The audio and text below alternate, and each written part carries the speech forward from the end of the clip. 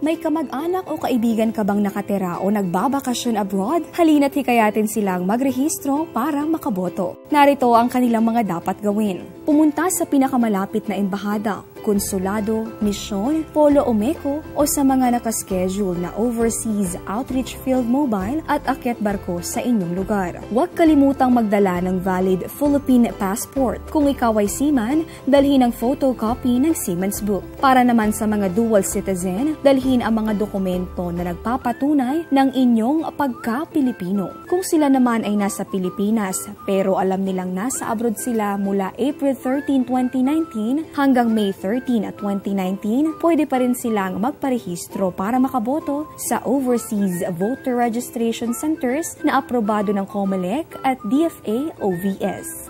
Ano pang hinihintay nyo? Maaaring magparehistro hanggang September 30, 2018. Tandaan, your vote is our country's future.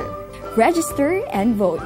Para sa karagdagang impormasyon, makipag-ugnayan sa pinakamalapit na embahada, konsulado, misyon o meko, o mag-login sa www.dfa-oavs.gov.ph o sa www.comelec.gov.ph. Isang paalala mula sa COMELEC, Department of Foreign Affairs at Panahon TV.